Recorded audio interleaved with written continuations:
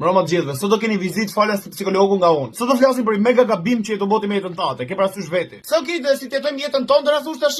Po, ke parasysh të të vjen herë një ide geniale me hap një biznes perfekt për ty. Ju ka vjen herë kështu hovesh besoj, kështu 5 minutësh, do bëj 100 trilion euro. Pastaj duhet ta kesh vuar te veti besoj. Kur vjen këtë ide geniale, të vjen dhe motivimi pa përmbajtshëm nga mrena. Sikur të luani nga mrena. Ue, si se kena menuar përpara këtë do bëj tash, do bëj 100 trilion kuadrilion euro. Kjo është gjëja e parë që bën. Gjëja e dytë që bën, shkon ja thu dikujt tjetër. Dhe ky është mega gabime. Jam i sigurt që keni ngjuar dhe vende të tjera, unë sot do ju them një gjë që s'e keni ngjuar kur më parë. Ti o plak je të bëu mega gabim që ja thu njerëzve të tjerë idetë që të vinë. Dhe kjo nuk është thjesht nga fakti që nëse ja thu njerëzve të tjerë idetë, ti e ke parasysh vetë. Gjëja e parë që të bëjnë të kundërshtojnë. Jo, po kjo nuk do funksionote sepse nuk e menduar taksat, nuk e menduar që jenë në Shqipëri dhe njerëzit nuk kanë nevojë për atë lloj produkti, bla bla bla. Do të thënë vetëm çfarë mund të shkojë keq. Ti para 5 minutash, para se ta flisje këtë temë me këtë person, ti kishe vetëm mendime të mira. Ty po të shkote mendja vetëm gjëra që mund të shkojnë mirë. Po pritur kjo ide e mirë që të erdhi, kjo shpiki që sapo bënë, nuk duket më ide e mirë. Pse se ta kontaminojnë të tjerët? Po edhe të tjerë që thon fjalë këqija për identitate, dinë ai sa di ti për identitate. Ti sapo e shpike, ti sapo ja the atyre, ti e di për atyre. Çfarë din ato më shumë se ti? E para kjo është shumë logjikshme, kuptoni vetë besoj. Ku e çot motivimin? Pse ju iku motivimi? Ja dhat këtij personit motivimin. Dhe e dyta dhe më e rëndësishme, në manifestimet e tuaja, në jetën që po projekton ti me pas në të ardhmen, kanë shumë më tepër bazë dhe peshë fjalë se sa mendimet e tuaja. Fjalët funksionojnë shumë ndryshe energy wise, si të thon shumë më tepër energji jashtë në univers për këtë ide që po projekton. A nuk e vëret e vetë që kur vin këto lloj idesh të vinë nga brenda, po ashtu si të vjen dhe motivimi për të vënë zbatimin den, të vjen nga brenda. Çfarë është motivimi për të vënë diçka zbatim? A nuk është energji që ti e ke për brenda? Si më pas energji më shkon palestër. Cila është arsye që kur vjen një nga këto ide geniale në mbrëmje, për shembull ti je shumë i motivuar me vënë zbatim. Nesër mëngjes je i lodhur, nuk e nerva me mendu për të.